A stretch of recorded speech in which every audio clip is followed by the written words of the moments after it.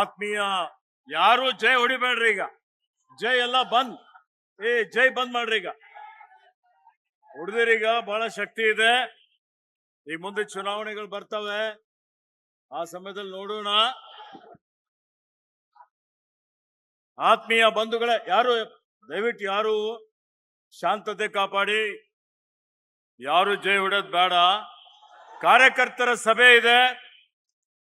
ಈ ಸಭೆಯನ್ನು ಉದ್ದೇಶಿಸಿ ಮಾನ್ಯ ಮುಖ್ಯಮಂತ್ರಿಗಳು, ಮಾನ್ಯ ಉಪಮುಖ್ಯಮಂತ್ರಿಗಳು ನಮ್ಮೆಲ್ಲರನ್ನು ಉದ್ದೇಶಿಸಿ ಮಾತನಾಡುವರಿದ್ದಾರೆ. ಅವ್ರು ಏನು ಹೇಳ್ತಾರೆ ಬಹಳ ಅತ್ಯಂತ ಮಹತ್ವದಾದಂತಹ ವಿಷಯ ಇದೆ. ಅದೆಲ್ಲವನ್ನು ನಾವು ಕೇಳೋಣ. ಅದಕ್ಕೆ ಎಲ್ಲರೂ ಶಾಂತತೆ ಕಾಪಾಡಬೇಕು ಅಂತ ಹೇಳಿ ತಮ್ಮೆಲ್ಲರಲ್ಲಿ ವಿನಂತಿ ಮಾಡ್ತಾ ಇದ್ದೇನೆ.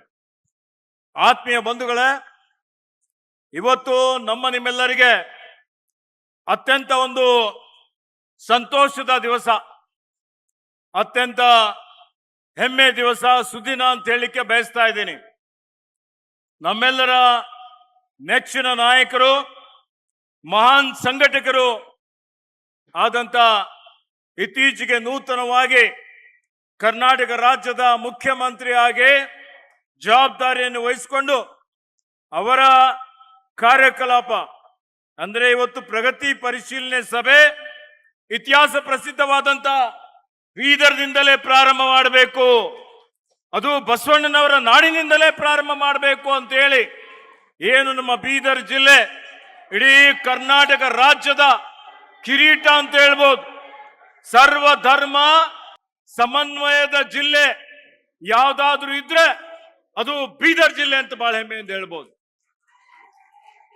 ಯಾವ ರೀತಿಯಲ್ಲಿ ಸರ್ವ ಜನಾಂಗದ ಶಾಂತಿಯ ತೋಟ ಅಂತ ಹೇಳ್ತೀವಿ, ಆ ಸರ್ವ ಜನಾಂಗದ ಶಾಂತಿಯ ತೋಟ ಅದು ನಮ್ಮ ಬೀದರ್ ಜಿಲ್ಲೆ ಅಂತ ಹೇಳಿ ಬಹಳ ಹೆಮ್ಮೆಯಿಂದ ಹೇಳ್ಬೋದು.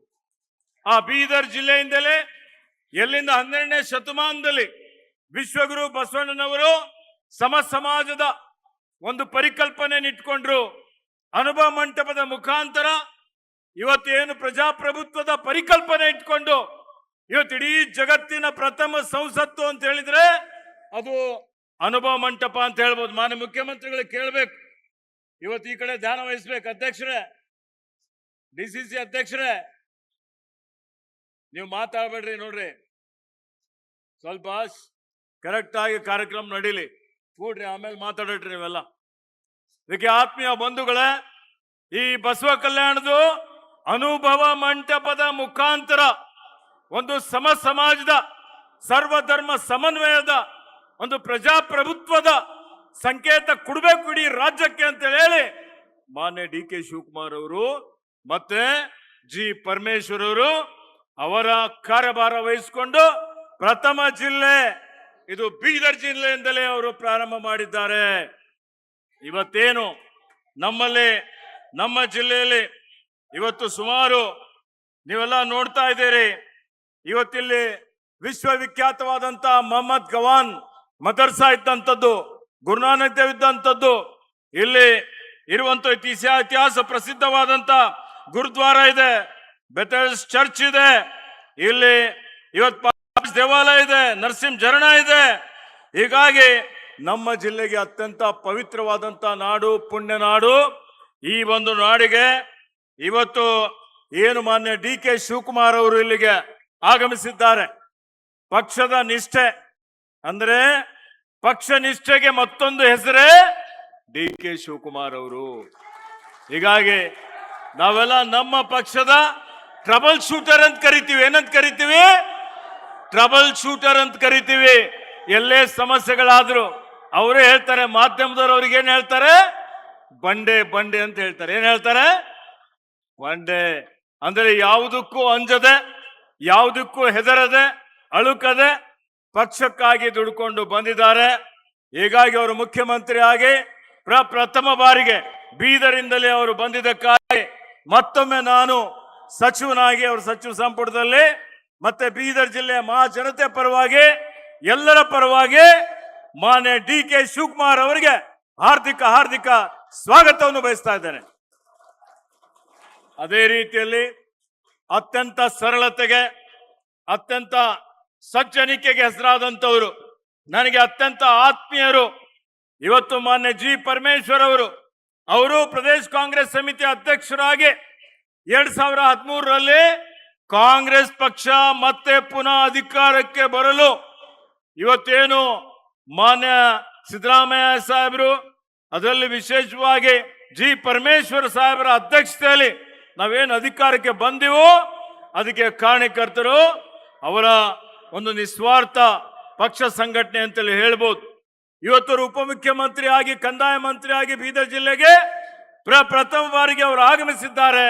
ಅವರಿಗೂ ನನ್ನ ಪರವಾಗಿ ನಿಮ್ಮೆಲ್ಲರ ಪರವಾಗಿ ಹೃತ್ಪೂರ್ವಕ ಸ್ವಾಗತವನ್ನು ಬಯಸ್ತಾ ಇದ್ದೇನೆ. ಅದೇ ರೀತಿಯಲ್ಲಿ ಇವತ್ತು ನಮ್ಮ ಮಧ್ಯದಲ್ಲಿ ಜನಪ್ರಿಯ ಶಾಸಕರು, ಮಾಜಿ ಮಂತ್ರಿಗಳು ಈಗ ಮತ್ತೆ ಮುಂದೆ ಆಗ್ತಾರೆ.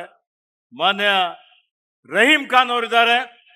ರಹೀಂ ಖಾನ್ ಅವರೇ ಮಾನ್ಯ ವಿಧಾನ ಪರಿಷತ್ತಿನ ಸದಸ್ಯರುಗಳಾದಂಥ ಮಾನ್ಯ ಡಾಕ್ಟರ್ ಚಂದ್ರಶೇಖರ್ ಪಾಟೀಲ್ ಅವರು, ಮಾನ್ಯ ಭೀಮರಾವ್ ಪಾಟೀಲ್ ಅವರು, ಸಂಸದರಾದಂಥ ನನ್ನ ಆತ್ಮೀಯ ಮಿತ್ರರು ಮಾಜಿ ಸಚಿವರಾದಂಥ ಮಾನ್ಯ ರಾಜಶೇಖರ್ ಪಾಟೀಲ್ ಅವರೇ, ಸಂಸದರಾದಂಥ ಮಾನ್ಯ ಸಾಗರ್ ಖಂಡ್ರೆ ಅವರೇ, ಮತ್ತೆ ಮಾಜಿ ವಿಧಾನ ಪರಿಷತ್ತಿನ ಸದಸ್ಯರುಗಳು ಇಲ್ಲಿ ಅನೇಕ ಜನ ಇದ್ದಾರೆ.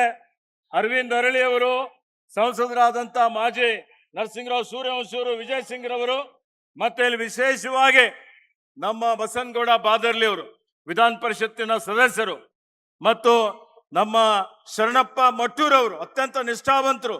ಈಗ ಅವರು ವಿಧಾನ ಪರಿಷತ್ತಿಗೆ ಚುನಾವಣೆಯಲ್ಲಿ ನಿಂತಿದ್ದಾರೆ. ಅವರು ಮುಂದೆ ವಿಧಾನ ಪರಿಷತ್ತಿನ ಸದಸ್ಯರಾಗ್ತಾರೆ. ಮಟ್ಟೂರವರಿದ್ದಾರೆ, ಮತ್ತೆ ಇಲ್ಲಿ ವಿಜಯ್ ಸಿಂಗ್ ರವರಿದ್ದಾರೆ, ಭೀಮಸೇನ್ ಸಿಂಧೇರ್ ಅವರಿದ್ದಾರೆ, ಅಮೃತ್ ಚಿಮ್ಕೋಡ್ ಅವರಿದ್ದಾರೆ.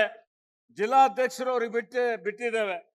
ಜಿಲ್ಲಾಧ್ಯಕ್ಷರೇ ಮುಖ್ಯವಾದಂಥವ್ರು. ಇಲ್ಲಿ ಈ ಕಾರ್ಯಕ್ರಮ ಆಯೋಜನೆ ಮಾಡಿದಂಥವ್ರು ಯಾರಪ್ಪ ಅಂದ್ರೆ ಬಸವರಾಜ್ ಜಾಬಶೆಟ್ಟಿ ಅವರು ಏನೇ ಬಂದ್ರು. ಹೀಗಾಗಿ ಜಾಬಶೆಟ್ಟಿ ಅವರಿದ್ದಾರೆ, ಇಲ್ಲಿ ಆನಂದ್ ಅವರಿದ್ದಾರೆ, ಅಮೃತ್ ಚಿಮ್ಕೋಡ್ ಅವರಿದ್ದಾರೆ, ಇಲ್ಲಿ ಪುಂಡ್ಲಿಕರಾವ್ ಇದ್ದಾರೆ, ಸಂಜಯ್ ಇದ್ದಾರೆ, ಚವ್ಹಾಣ್ ಇದ್ದಾರೆ. ಎಲ್ಲಾ ಬ್ಲಾಕ್ ಅಧ್ಯಕ್ಷರುಗಳು ನನ್ನ ಹೆಸರು ನಿನ್ನ ಹೆಸರು ತಗೊಂಡಿಲ್ಲ ಅಂತೇಳಿ ಹೇಳಿ ಥಿಂಕ್ ಮಾಡಬೇಡ್ರಿ. ಇವತ್ತು ಎಲ್ಲರ ಹೆಸರು ತಗೊಂಡಿದ್ದೀನಿ ಅನಿಸ್ತದೆ. ಬಿಟ್ರೆ ಇವತ್ತಿಲ್ಲಿ ಉಪಸ್ಥಿತರಿರುವಂತ ಎಲ್ಲಾ ಕಾಂಗ್ರೆಸ್ ಪಕ್ಷದ ಬ್ಲಾಕ್ ಅಧ್ಯಕ್ಷರುಗಳಿದ್ದೀರಿ, ಮುಂಚೂಣಿ ಘಟಕದ ಅಧ್ಯಕ್ಷರುಗಳಿದ್ದೀರಿ, ಮಹಿಳಾ ಅಧ್ಯಕ್ಷರುಗಳಿದ್ದೀರಿ, ಮಾಜಿ ಜಿಲ್ಲಾ ಪಂಚಾಯತ್ ಸದಸ್ಯರಿದ್ದೀರಿ. ಎಲ್ಲಕ್ಕಿಂತ ಮೀರಿ ಇವತ್ತು ನೀವೆಲ್ಲ ಏನ್ ಗಣೇಶ್ ಮೈದಾನದಲ್ಲಿ ಇಡೀ ಮೂಲೆಗಳಿಂದ ಡಿ ಕೆ ಶಿವಕುಮಾರ್ ಅವರು, ಪರಮೇಶ್ವರ್ ಅವರು ಬರ್ತಾರೆ ಅಂದ್ರೆ ಇಲ್ಲಿಗೆ ಬಂದಿದ್ದೀರಿ, ನಮ್ಮ ಕರೆ ಮೇಲೆ ಬಂದಿದ್ದೀರಿ. ಹೀಗಾಗಿ ಇವತ್ತು ನಮ್ಮ ಎಲ್ಲ ಕಾರ್ಯಕರ್ತರಿಗೆ ಯುವ ಕಾಂಗ್ರೆಸ್, ಸೇವಾದಲ್, ಮಹಿಳಾ Congress, SC cell, ST cell ಎಲ್ಲ ಪದಾಧಿಕಾರಿಗಳಿಗೆ, ಮಾಧ್ಯಮ ಮಿತ್ರರಿಗೆ ನನ್ನ ಪರವಾಗಿ ಮತ್ತೊಮ್ಮೆ ನಾನು ಸ್ವಾಗತವನ್ನು ಬಯಸುತ್ತಾ, ಇವತ್ತೇನು ನಮ್ಮ ಮುಖ್ಯಮಂತ್ರಿಗಳು ಇಲ್ಲಿಗೆ ಆಗಮಿಸಿದ್ದಾರೆ, ತಮ್ಗೆಲ್ಲ ಗೊತ್ತಿದೆ ಕಾಂಗ್ರೆಸ್ ಪಕ್ಷದ ಕಾರ್ಯಕರ್ತರ ಸಭೆ ನಾವು ಮಾಡ್ತಾ ಇದ್ದೇವೆ. ಆತ್ಮೀಯ ಬಂಧುಗಳೇ, ಕಾಂಗ್ರೆಸ್ ಪಕ್ಷಕ್ಕೆ ಶ್ರೇಷ್ಠವಾದಂತ ಒಂದು ಇತಿಹಾಸ ಇದೆ, ಪರಂಪರೆ ಇದೆ. 141 ವರ್ಷದ ಇತಿಹಾಸ. ಈ ದೇಶಕ್ಕೆ ಸ್ವಾತಂತ್ರ್ಯ ಕೊಟ್ಟು ತ್ಯಾಗ ಮಾಡಿ, ಬಲಿದಾನ ಮಾಡಿ, ಇವತ್ತು ಈ ದೇಶಕ್ಕಾಗಿ, ದೇಶದ ಏಕತೆ ಅಖಂಡತೆಗಾಗಿ ನಮ್ಮ ನಾಯಕರುಗಳು ತಮ್ಮ ಜೀವವನ್ನೇ ಕೊಟ್ಟಿದ್ದಾರೆ. ಇವತ್ತು ಎಲ್ಲಾ ಜಾತಿ, ಎಲ್ಲಾ ಭಾಷೆ, ಎಲ್ಲಾ ಧರ್ಮೀಯ ಜನರಿಗೆ ತನ್ನ ಜೊತೆಯಲ್ಲಿ ತೆಗೆದುಕೊಂಡು ಹೋಗುವಂತ ಏಕೈಕ ಪಕ್ಷ ಯಾವ್ದಾದ್ರು ಇದ್ರೆ ಅದು ಕಾಂಗ್ರೆಸ್ ಪಕ್ಷ ಅಂತ ಹೇಳಿ ತಾವೆಲ್ಲ ತಿಳ್ಕೊಳ್ಬೇಕು. ಸ್ವಾತಂತ್ರ್ಯ ನಂತರ ಇಲ್ಲಿವರೆಗೆ ಈ ದೇಶದಲ್ಲಿ ಏನೇ ಸಾಮಾಜಿಕ, ಆರ್ಥಿಕ, ಔದ್ಯೋಗಿಕ, ಇವತ್ತು ಮಾಹಿತಿ ತಂತ್ರಜ್ಞಾನ ಎಲ್ಲಾ ಕ್ಷೇತ್ರಗಳಲ್ಲಿ ನೆಹರೂಜಿಯವರು ಹಿಡ್ಕೊಂಡು ಇಂದಿರಾ ಗಾಂಧಿಯವರು, ರಾಜೀವ್ ಗಾಂಧಿಯವರು, ಇವತ್ತು ಎಲ್ಲ ಮನಮೋಹನ್ ಸಿಂಗ್ ರವರು, ಎಲ್ಲಾ ಪ್ರಧಾನಮಂತ್ರಿಗಳು, ನಮ್ಮ ಕಾಂಗ್ರೆಸ್ನವರು ಏನವರು ಕೊಟ್ಟಂತ ಕೊಡುಗೆ, ನಾವೇನಿವತ್ತು ಆತ್ಮನಿರ್ಭರ ಆಗಿದ್ದೇವೆ, ಸ್ವಾವಲಂಬಿ ಆಗಿದ್ದೇವೆ. ಇಡೀ ಜಗತ್ತಿನಲ್ಲಿ ನಾವೆಲ್ಲ ತಲೆ ಎತ್ತಿ ಮೆರೆಯುವಂತೆ ಮಾಡಿದಂತ ಕೀರ್ತಿ ಯಾರಿಗಾದ್ರೂ ಸಲ್ದ್ರೆ ಅದು ಕಾಂಗ್ರೆಸ್ ಪಕ್ಷಕ್ಕೆ ಸಲ್ತದೆ ಅಂತ ನಾವೆಲ್ಲ ತಿಳ್ಕೊಳ್ಬೇಕಾಗ್ತದೆ. ಅದಕ್ಕೆ ಆತ್ಮೀಯ ಬಂಧುಗಳೇ, ಈ ಪಕ್ಷದ ನಾವೆಲ್ಲ ಕಾರ್ಯಕರ್ತರು ಅಂತೇಳಿ ಬಹಳ ಹೆಮ್ಮೆಯಿಂದ ನಾವೆಲ್ಲ ಹೇಳಬೇಕು. ಇವತ್ತು ಆ ನಿಟ್ಟಿನಲ್ಲಿ ತಮ್ಗೆಲ್ಲ ಗೊತ್ತಿದೆ, 3 ವರ್ಷದ ಕೆಳಗಡೆ ಇವತ್ತು ಮಾನ್ಯ ಡಿ ಕೆ ಶಿವಕುಮಾರ್ ಅವರ ಅಧ್ಯಕ್ಷರು, ನಿಕಟಪೂರ್ವ ಅಧ್ಯಕ್ಷರು ಮಾನ್ಯ ಹರಿಪ್ರಸಾದ್ ಅವರ ಅಧ್ಯಕ್ಷರಾಗಿದ್ದಾರೆ. ಅವರ ಮತ್ತು ನಮ್ಮೆಲ್ಲರ ನೆಚ್ಚಿನ ನಾಯಕರಾದಂತಹ ಮಾನ್ಯ ಸಿದ್ದರಾಮಯ್ಯಜಿಯವರ ನೇತೃತ್ವದಲ್ಲಿ ನಾವು ಎಲ್ಲಾ ಸಾಮೂಹಿಕವಾಗಿ ರಾಷ್ಟ್ರೀಯ ಅಧ್ಯಕ್ಷರಾದಂತ ಮಲ್ಲಿಕಾರ್ಜುನ್ ಖರ್ಗೆ ಸಾಹೇಬ್ರ, ರಾಹುಲ್ ಗಾಂಧಿ ಅವರ, ನಮ್ಮ ಪ್ರಿಯಾಂಕಾ ಗಾಂಧಿ ಅವರ, ಎಲ್ಲ ನಮ್ಮ ವೇಣುಗೋಪಾಲ್ ಮತ್ತು ರಣದೀಪ್ ಸಿಂಗ್ ಸುರ್ಜೇವಾಲಾ ಅವರ ಮಾರ್ಗದರ್ಶನದಲ್ಲಿ ಬಹಳ ಹೋರಾಟ ಮಾಡಿ ಬಹಳ ಇವತ್ತಿನ ದಿವಸ ಏನ್ ಹಿಂದೆ ಬಿಜೆಪಿಯ ದುರಾಡಳಿತ ಇತ್ತು, ಕರೋನಾ ಸಮಯದಲ್ಲಿ ನೀವು ನೋಡಿದಿರಿ, ಲಕ್ಷಾಂತರ ಜನರ ಸಾವಿಗೆ ಕಾರಣ ಆಯ್ತು. ಅಂತ ಸಂದರ್ಭದಲ್ಲಿ ಸಹಿತ ನಮ್ಮ ಡಿ ಕೆ ಶಿವಕುಮಾರ್ ಅವರು ಅಧ್ಯಕ್ಷ ಇದ್ದಾಗ ಅವರು, ಪರಮೇಶ್ವರ್ ಅವರು, ಸಿದ್ದರಾಮಯ್ಯ ಸರ್ ಅವರು ಆರೋಗ್ಯ ಹಸ್ತ ಅನೇಕ ಕಾರ್ಯಕ್ರಮಗಳನ್ನು ಕೊಟ್ಟು ನಾನು ಅವತ್ತು ಕಾರ್ಯಾಧ್ಯಕ್ಷನಾಗಿದೆ, ಅವ್ರ ಜೊತೆಯಲ್ಲಿ ಕಾರ್ಯಾಧ್ಯಕ್ಷನಾಗಿನೂ ಸೇವೆ ಮಾಡಿದ್ದೇನೆ. ಒಂದು ನಿಮಿಷ ಯಾರೂ ಕೂತಿಲ್ಲ. ಬಿಜೆಪಿಯ ದುರಾಡಳಿತ ಅವರಿಗೆ ಬುಡ ಸಮೇತ ಕಿತ್ತಾಕ್ಬೇಕು ಅಂತೇಳಿ ಹೇಳಿ ನಾವೆಲ್ಲರೂ ಪಣ ತೊಟ್ಟು 3 ವರ್ಷ ಕೆಳಗಡೆ ಕರ್ನಾಟಕ ರಾಜ್ಯದಿಂದ ಬಿಜೆಪಿಯನ್ನು ಬುಡ ಸಮೇತ ಕಿತ್ತಾಕಿ ಕಾಂಗ್ರೆಸ್ ಪಕ್ಷವನ್ನು ಅಧಿಕಾರಕ್ಕೆ ತಂದಿದ್ದೇವೆ. ನಾವು ಅಧಿಕಾರಕ್ಕೆ ಬಂದು ಈ 3 ವರ್ಷಗಳಲ್ಲಿ ಏನೇನು ಭರವಸೆ ಕೊಟ್ಟಿದ್ದೇವೆ ಎಲ್ಲ ಭರವಸೆ ಈಡೇರಿಸಿದ್ದೇವೆ. ಕೊಟ್ಟ ಮಾತಿನಂತೆ ನಡೆದಿದ್ದೇವೆ. ಪಂಚ ಗ್ಯಾರಂಟಿಗಳು ಸಂಪೂರ್ಣವಾಗಿ ಜನರಿಗೆ ತಲುಪಿಸಿದ್ದೇವೆ. ಸಾವಿರಾರು ಕೋಟಿ ರೂಪಾಯಿ ನೇರ ವರ್ಗಾವಣೆ ಮುಖಾಂತರ ಗೃಹಲಕ್ಷ್ಮಿ ಯೋಜನೆ ಇರ್ಬೋದು, ಗೃಹಜ್ಯೋತಿ ಯೋಜನೆ ಇರ್ಬೋದು, ಇವತ್ತು ಅನ್ನಭಾಗ್ಯ ಯೋಜನೆ ಇರ್ಬೋದು, ಇನ್ನಿತರ ಏನು 5 ಗ್ಯಾರಂಟಿಗಳು ನಾವು ಗ್ಯಾರಂಟಿ ಕೊಟ್ಟಾಗ ಬಿಜೆಪಿಯವರು ಹೇಳಿದ್ರು ಈ ಗ್ಯಾರಂಟಿಯಿಂದ ಆರ್ಥಿಕ ವ್ಯವಸ್ಥೆ ಬುಡಮೇಲಾಗ್ತದೆ, ರಾಜ್ಯ ದಿವಾಳಿ ಆಗ್ತದೆ. ಅದಾದ್ಮೇಲೆ ಏನ್ ಮಾಡಿದ್ರು? ನಮ್ಮ ಗ್ಯಾರಂಟಿ ಅವರೇ ಕದ್ರು. ನಮ್ಮ ಗ್ಯಾರಂಟಿ ಕದ್ದು ಅವರು ಮಹಾರಾಷ್ಟ್ರದಲ್ಲಿ, ಅವರು ಮಧ್ಯಪ್ರದೇಶದಲ್ಲಿ, ಬೇರೆ ಬೇರೆ ರಾಜ್ಯದಲ್ಲಿ ಸಹಿತ ಕಾಪಿ ಮಾಡಿ ಅವರು ಜನಪ್ರಿಯತೆ ಗಳಿಸ್ಕೊಳ್ಳಿಕ್ಕೆ ಪ್ರಯತ್ನ ಮಾಡಿದ್ದು ನೀವು ನೋಡಿದ್ದೀರಿ. ಈಗ ಅವತ್ತು ಯಾರು ಗ್ಯಾರಂಟಿ ವಿರುದ್ಧ ಮಾತಾಡಿದ್ರು ಇವತ್ತು ಅವರೇ ಈ ಗ್ಯಾರಂಟಿಗಳು ಇಡೀ ದೇಶಕ್ಕೆ ಮಾದರಿಯಾಗಿದ್ದಾವೆ.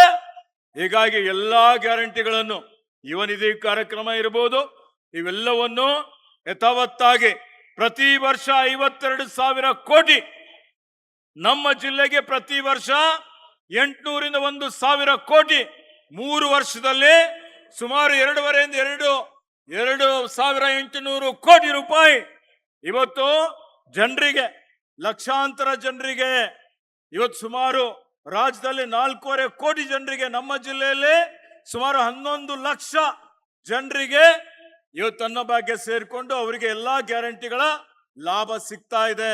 ಬಡವರಿಗೆ ಮೇಲೆತ್ತುವಂತ ಕೆಲಸ ಮಾಡ್ತಾ ಇದ್ದೇವೆ. ಈ ರಾಜ್ಯದಲ್ಲಿರುವಂತ 1 ಕೋಟಿಗೂ ಹೆಚ್ಚಿನ ಜನರಿಗೆ ಬಡತನ ರೇಖೆಗಿಂತ ಮೇಲೆ ತಂದಂತ ಕೀರ್ತಿ ಯಾರಿಗಾದ್ರೂ ಸಲ್ಲರೆ ಅದು ಕಾಂಗ್ರೆಸ್ ಪಕ್ಷಕ್ಕೆ ಸಲ್ತದೆ ಅಂತ ಬಹಳ ಹೆಮ್ಮೆಯಿಂದ ಹೇಳಿಕೆ ಬಯಸ್ತಾ ಇದ್ದೇನೆ. ಅದಕ್ಕೆ ಆತ್ಮೀಯ ಬಂಧುಗಳೇ, ಈ ಗ್ಯಾರಂಟಿಗಳ ಜೊತೆಯಲ್ಲಿ ಕಲ್ಯಾಣ ಕರ್ನಾಟಕ ಅಭಿವೃದ್ಧಿಗೆ ನಾನೇ ಕಾರ್ಯಾಧ್ಯಕ್ಷನಾಗಿ ಪ್ರಣಾಳಿಕೆ ತಗೊಂಡು ಹೋಗಿದ್ದೆ. ಮಾನ್ಯ ಡಿ ಕೆ ಶಿವಕುಮಾರ್ ಅವರು, ಸಿದ್ದರಾಮಯ್ಯ ಸರ್ ಅವರಿಗೆ ಕೊಟ್ಟಾಗ ನಮ್ಮ ಸರ್ಕಾರ ಅಧಿಕಾರಕ್ಕೆ ಬಂದ್ರೆ 5,000 ಕೋಟಿ ಕೊಡ್ತೀವಿ ಅಂತ ಘೋಷಣೆ ಮಾಡಿದ್ರು. ಕೊಟ್ಟ ಮಾತಿನಂತೆ 5,000 ಕೋಟಿ ರೂಪಾಯಿ ಕಲ್ಯಾಣ ಕರ್ನಾಟಕಕ್ಕೆ ಅನುದಾನ ಕೊಟ್ಟಂತ ಸರ್ಕಾರ ಅದು ಕಾಂಗ್ರೆಸ್ ಸರ್ಕಾರ ಅಂತೇಳಿ ಬಹಳ ಹೆಮ್ಮೆಯಿಂದ ಹೇಳ್ತಾ ಇದ್ದೇನೆ.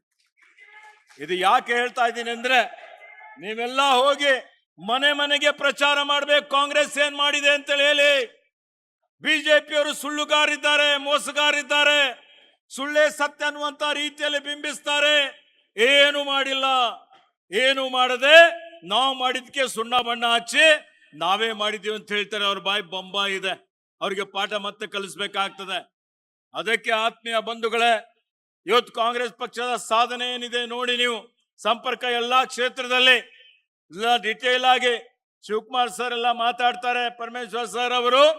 ಅದಕ್ಕೆ ಬಿಜೆಪಿಯವರು ಇವತ್ತು ಕೇಂದ್ರದಲ್ಲಿ ಅಧಿಕಾರಕ್ಕೆ ಬಂದು 12 ವರ್ಷಗಳಾಗಿ ಒಂದಾದ್ರೂ ಭರವಸೆ ಈಡೇರಿಸಿದ್ದಾರಾ? ಎಷ್ಟು ಬೆಲೆ ಏರಿಕೆ ಆಗಿದೆ ನೋಡಿದ್ದೀರಾ? UPA ಸರ್ಕಾರ ಇದ್ದಾಗ 400 ಇದ್ದಿದ್ದು 1000 ಆಗಿದೆ ಸಿಲಿಂಡರ್ ಬೆಲೆ. ಪೆಟ್ರೋಲ್ ಆಯ್ತು, ಡೀಸೆಲ್ ಆಯ್ತು, ಏನು ಜೀವನಾವಶ್ಯಕ ವಸ್ತುಗಳ ಎಲ್ಲಾ ಬೆಲೆಗಳು ಹೆಚ್ಚಿಗೆ ಮಾಡಿದ್ದಾರೆ. ರೂಪಾಯಿ ಮೌಲ್ಯ ಏನಿತ್ತು, ₹1 ಮೌಲ್ಯ ಹೆಚ್ಚು ಕಮ್ಮಿ ಆದ್ರೆ ಪ್ರೊಟೆಸ್ಟ್ ಮಾಡ್ತಾ ಇದ್ರು ಸ್ಮೃತಿ ಇರಾನಿ ಹಿಡ್ಕೊಂಡು.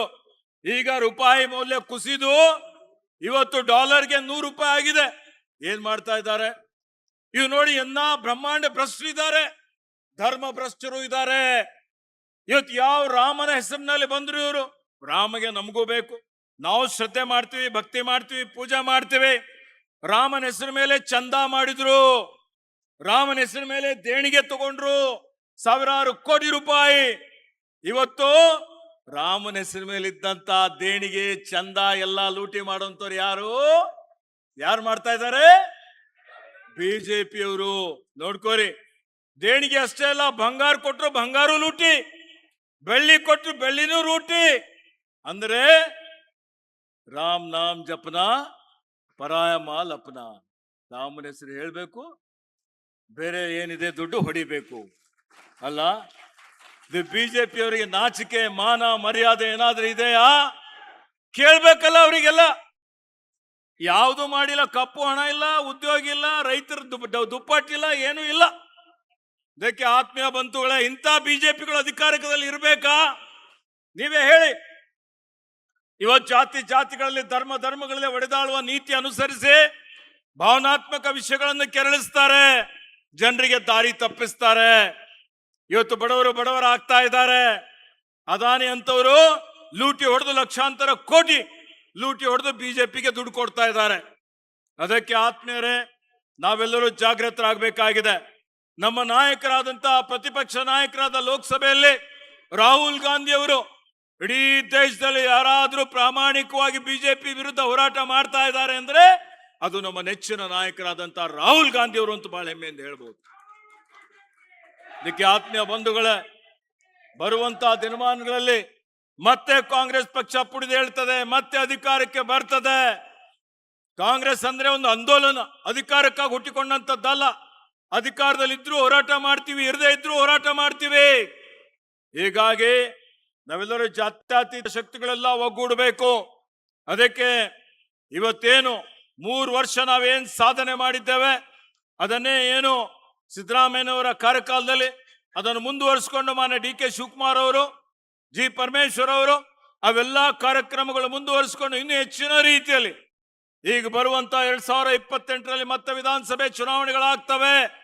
ಅದೇ ರೀತಿಯಲ್ಲಿ ಈಗ ನನಗೆ ಈ ಸಲ ಅರಣ್ಯ ಸಚಿವನಾಗಿದ್ದೆ. ನಾನು ಹಿಂದೆ ಅರಣ್ಯ ಸಚಿವನು ಆಗಿದ್ದ ಸಂದರ್ಭದಲ್ಲಿ ಮತ್ತೆ ನನಗೆ ಈಗ ಗ್ರಾಮೀಣಾಭಿವೃದ್ಧಿ ಮತ್ತು ಪಂಚಾಯತ್ ರಾಜ್ ಇಲಾಖೆ ಜವಾಬ್ದಾರಿ ಕೊಟ್ಟಿದ್ದಾರೆ. ಹೀಗಾಗಿ ಮಾನ್ಯ ಮುಖ್ಯಮಂತ್ರಿಗಳು ಹೇಳಿದ್ದಾರೆ, ಇವತ್ತು ಏನು ಸ್ಥಳೀಯ ಸಂಸ್ಥೆಗಳ ಚುನಾವಣೆ ಇದ್ದಾವೆ, ಈ ಚುನಾವಣೆಗಳು ಬರುವ ಅಕ್ಟೋಬರ್ ತಿಂಗಳ ಒಳಗಾಗಿ, ನವೆಂಬರ್ ತಿಂಗಳ ಒಳಗಾಗಿ, ವರ್ಷದ ಒಳಗಾಗಿ ಗ್ರಾಮ ಪಂಚಾಯತ್, ತಾಲೂಕ್ ಪಂಚಾಯತ್, ಜಿಲ್ಲಾ ಪಂಚಾಯತ್, ಮುನ್ಸಿಪಾಲಿಟಿ, ಕಾರ್ಪೊರೇಷನ್ ಇವೆಲ್ಲ ಚುನಾವಣೆಗಳು ನಾವು ಮಾಡ್ತೇವೆ ಅನ್ನುವಂತ ಮಾತನ್ನು ಈಗ ಮಾನ್ಯ ಮುಖ್ಯಮಂತ್ರಿಗಳು ಘೋಷಣೆ ಮಾಡ್ತಾರೆ. ಅದಕ್ಕೆ ಈ ಚುನಾವಣೆ ತಯಾರಿನೂ ಮಾಡಬೇಕಾಗಿದೆ. ಅದರ ಜೊತೆಯಲ್ಲಿ ಇವತ್ತು ಮುಂದೆ 2028ರ ಚುನಾವಣೆ ತಯಾರಿನೂ ಮಾಡಬೇಕಾಗಿದೆ. ನೀವು ಕೇಳಿದ್ರೆ ಹೇಳ್ಬೋದು, ಹಿಂದೆ ಏಪ್ರಿಲ್ 2025ರಲ್ಲಿ ಮಾನ್ಯ ಸಿದ್ದರಾಮಯ್ಯವರು, ಡಿ.ಕೆ. ಶಿವಕುಮಾರ್ ಸರ್ ಅವರು ಬಂದಿದ್ರು. 2025 ಕೋಟಿ ರೂಪಾಯಿಯ ವಿವಿಧ ಅಭಿವೃದ್ಧಿ ಕಾರ್ಯಕ್ರಮಗಳು ಇದೇ ಸ್ಟೇಡಿಯಂ ಅಲ್ಲಿ ನಾವು ಉದ್ಘಾಟನೆ ಮಾಡಿದ್ದೇವೆ, ಶಂಕುಸ್ಥಾಪನೆ ಮಾಡಿದ್ದೇವೆ. ಅದ್ರಲ್ಲಿ ನೀರಾವರಿ ಯೋಜನೆಗಳಿದ್ದಾವೆ, ಆಸ್ಪತ್ರೆಗಳಿದ್ದಾವೆ, ರಸ್ತೆಗಳಿದ್ದಾವೆ, ಶಾಲೆಗಳಿದ್ದಾವೆ, ವಸತಿ ಶಾಲೆಗಳಿದ್ದಾವೆ. ಹೇಳ್ಕೊಂತ ಹೋದ್ರೆ ಸಾವಿರಾರು ಕೋಟಿ ರೂಪಾಯಿ ಆಗ್ತದೆ. ಸುಮಾರು ಹೊತ್ತಿನಿಂದ ಬಂದಿದ್ದೀರಿ, ನಾನು ಕಾಯಿಸೋದಿಲ್ಲ. ಅದಕ್ಕೆ ಆತ್ಮೀಯ ಬಂಧುಗಳೇ, ನಾವೇನು ಅಭಿವೃದ್ಧಿ ಮಾಡಿದ್ದೀವಿ ನಿಮ್ಮ ಕಣ್ಣೆದುರುಗಡೆ ಇದೆ. ಬಿಜೆಪಿಯವರು ಏನೂ ಮಾಡಿಲ್ಲ, ಶೂನ್ಯ ಅಭಿವೃದ್ಧಿ. 4 ವರ್ಷದಲ್ಲಿ ಒಂದೇ ಒಂದು ಶಂಕುಸ್ಥಾಪನೆ ಇಕ್ಕಿಲ್ಲ. ನೀವೇ ನೋಡಿ, ಇವತ್ತು ಡಬಲ್ ಇಂಜಿನ್ ಸರ್ಕಾರ ಅಂದ್ರು. ಇವತ್ತು ಬೆಂಗಳೂರು ಬೀದರ್ ವಿಮಾನಯಾನ ಸ್ಥಗಿತಗೊಂಡಿತ್ತು, ಉಡಾನ್ ಸ್ಥಗಿತಗೊಂಡಿದ್ರು. ಉಡಾನ್ಗೆ ಸಬ್ಸಿಡಿ ಬಂದ್ ಮಾಡಿದ್ರು. ಬಂದ್ ಮಾಡಿದ ನಂತರ ನಾವು ದುಡ್ಡು ಕೊಟ್ಟು ಬೀದರ್ ಬೆಂಗಳೂರು ವಿಮಾನಯಾನ ಮತ್ತೆ ಮರು ಸ್ಥಾಪನೆ ಮಾಡಿ ಮತ್ತೆ ಪ್ರಾರಂಭ ಮಾಡಿದ್ದು ನಮ್ಮ ಸರ್ಕಾರ, ನಾವು ಮಾಡಿದ್ದೀವಿ ಅನ್ನೋಂಥ ಮಾತನ್ನು ಹೇಳಿಕೆ ಬಯಸ್ತಾ ಇದ್ದೀನಿ.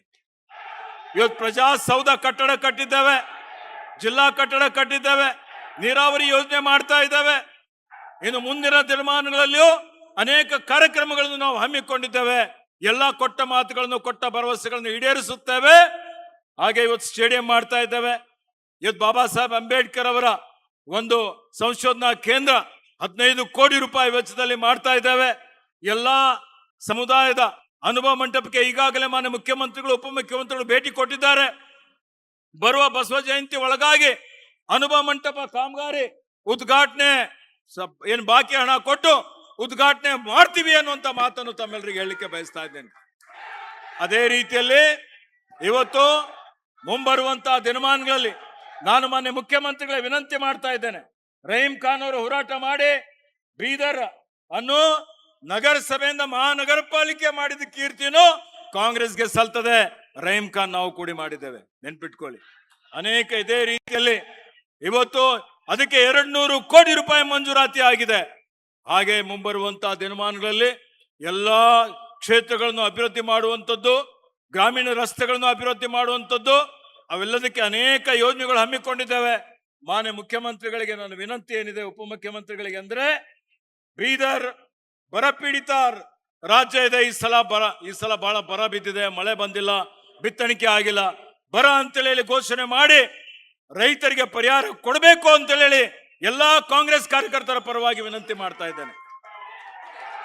ನಮ್ಮ ನೀರಾವರಿ ಯೋಜನೆಗಳೇನಿದಾವೆ, ಗೋದಾವರಿ ಬೇಸಿನ ಅಡಿಯಲ್ಲಿ ಅಲ್ಲಿ ಬರುವಂತ ಎಲ್ಲಾ ನೀರಾವರಿ ಯೋಜನೆಗಳು, ಯಾಕೆಂದ್ರೆ ಇಡೀ ರಾಜ್ಯದಲ್ಲಿ ಎಲ್ಲಕ್ಕಿಂತ ಡ್ರೈ ಪ್ಲೇಸ್, ಒಣ ಪ್ರದೇಶ ಯಾವ್ದಾದ್ರು ಇದ್ರೆ ಅದು ಬೀದರ್ ಇದೆ. ಹೀಗಾಗಿ ಬೀದರ್ಗೆ ನೀರಾವರಿ ಯೋಜನೆ ತರಬೇಕು ಅಂದ್ರೆ ಇನ್ನು ಸುಮಾರು 2,500 ಕೋಟಿ ರೂಪಾಯಿ ಅನುದಾನದ ಒಂದು ಬೇಕಾಗ್ತದೆ. ಅದಕ್ಕೆ ಮಾನ್ಯ ಮುಖ್ಯಮಂತ್ರಿಗಳು ಈಗಾಗಲೇ ನಾನು ಮನವರಿಕೆ ಮಾಡಿಕೊಟ್ಟಿದ್ದೇನೆ. ಹಿಂದೆ ಅವರ ಕಾರ್ಯಕಾಲದಲ್ಲಿ 580 ಕೋಟಿದು ಕಾಮಗಾರಿ ಪ್ರಾರಂಭ ಆಗಿದೆ. ಮೇಕರ್ ಲಿಫ್ಟ್ ಮತ್ತು ಅವರಾದ 36 ಕೆರೆಗಳು ಅಭಿವೃದ್ಧಿ ಮಾಡುವಂಥದ್ದು. ಈಗೇನು ಬಾಕಿ ಇನ್ನು ನೀರು ಉಪಯೋಗ ಮಾಡಿಕೊಳ್ಳಿಕ್ಕೆ ಅದಕ್ಕೂ ಅವಶ್ಯಕತೆ ಇರುವಂತಹ ಅನುದಾನ ಮಂಜೂರಾತಿ ಮಾಡಬೇಕು ಅಂತೇಳಿ ಹೇಳಿ ಮಾನ್ಯ ಮುಖ್ಯಮಂತ್ರಿಗೆ ಮತ್ತು ಉಪಮುಖ್ಯಮಂತ್ರಿಗಳಿಗೆ ನಾನು ವಿನಂತಿಯನ್ನು ಮಾಡ್ತಾ ಇದ್ದೇನೆ. ಅದೇ ರೀತಿಯಲ್ಲಿ ಬೀದರ್ ಒಂದು ಪ್ರವಾಸಿ ತಾಣವಾಗಿ ಅಭಿವೃದ್ಧಿ ಮಾಡಬೇಕು ಅಂತೇಳಿ ಒಂದು ಪ್ರಸ್ತಾವನೆಯನ್ನು ಮಾಡಿದ್ದೇವೆ. ಅದನ್ನು ಒಪ್ಪಿಗೆ ಕೊಟ್ಟು ಬೀದರ್ ಅನ್ನು ಪ್ರವಾಸಿ ತಾಣವಾಗಿ ಅಭಿವೃದ್ಧಿ ಮಾಡಬೇಕು ಅನ್ನುವಂತ ವಿನಂತಿಯನ್ನು ಮಾಡ್ತಾ ಇದ್ದೇನೆ. ಹಾಗೆ ನಮ್ಮಲ್ಲಿ 3 ಸಹಕಾರ ಸಕ್ಕರೆ ಕಾರ್ಖಾನೆಗಳಿದ್ದಾವೆ.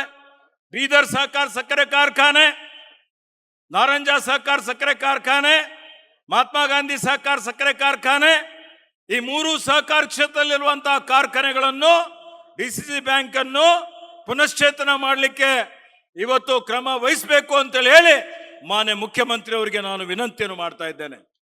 ಇವತ್ತೇನು ಪುನರ್ವಸತಿ ಮಾಡಬೇಕಾಗಿದೆ ಕಾರಂಜ ಸಂತ್ರಸ್ತರಿಗೆ, ಆ ಕಾರಂಜ ಸಂತ್ರಸ್ತರಿಗೆ ಪುನರ್ವಸತಿ ಮಾಡಲಿಕ್ಕೆ ಅವಶ್ಯಕತೆ ಇರುವಂತಹ ಅನುದಾನ ಕೊಟ್ಟು ಅವರ ಕಾರ್ಯಕಾಲದಲ್ಲಿ ಆ ಪುನರ್ವಸತಿ ಮತ್ತು ಸಂತ್ರಸ್ತರ ಸಮಸ್ಯೆ ಬಗೆಹರಿದ್ರೆ ಶಾಶ್ವತವಾಗಿ ನಿಮ್ಮ ನೆನಪು, ನಿಮ್ಮ ಸ್ಮರಣೆ ಈ ರಾಜ್ಯದ ಜನ, ಬೀದರ್ ಜಿಲ್ಲೆಯ ಜನ, ಮಾನ್ಯ ಮುಖ್ಯಮಂತ್ರಿಗಳು ಕೇಳಬೇಕು.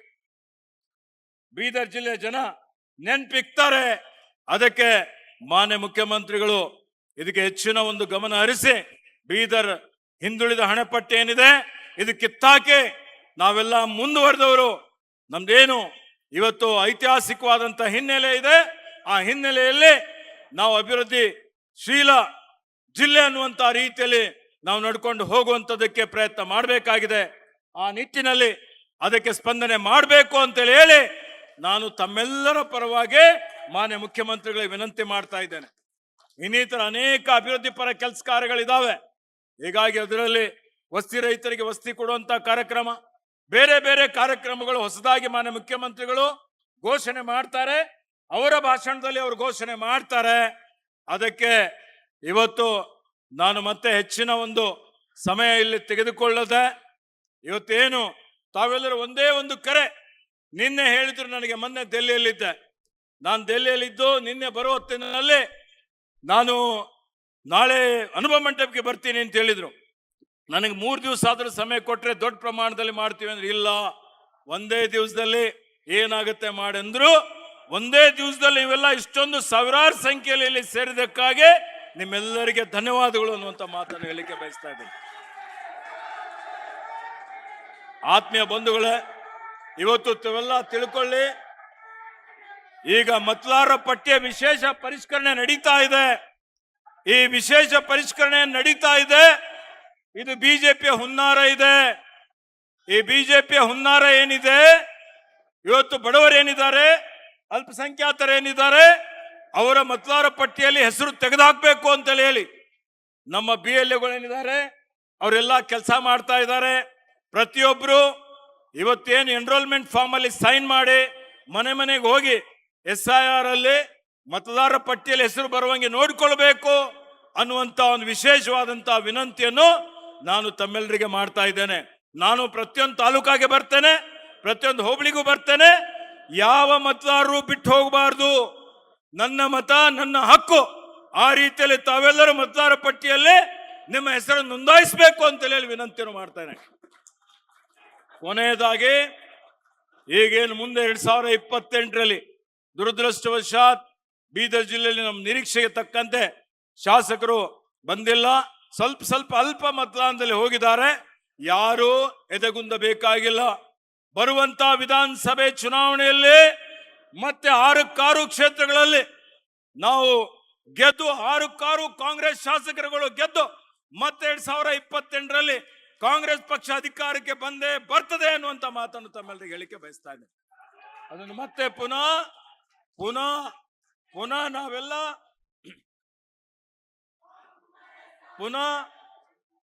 ನಾವೆಲ್ಲ ಕಾಂಗ್ರೆಸ್ ಪಕ್ಷವನ್ನು ಅಧಿಕಾರಕ್ಕೆ ತರಲಿಕ್ಕೆ ಎಲ್ಲ ಅಧಿಕಾರಕ್ಕೆ ತರ್ತೀರಾ?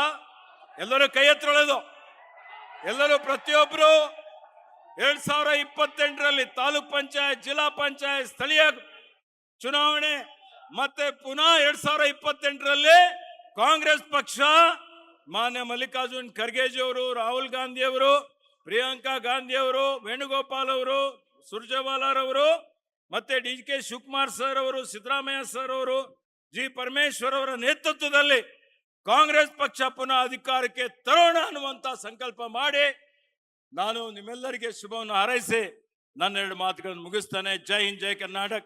बोलो कांग्रेस पार्टी की, कांग्रेस पक्ष के ಜಯವಾಗಲಿ. ನ್ಯೂಸ್ ಫಸ್ಟ್ ನಿರ್ಭೀತಿಯಿಂದ ನಿಮ್ಮ ಪರವಾಗಿ.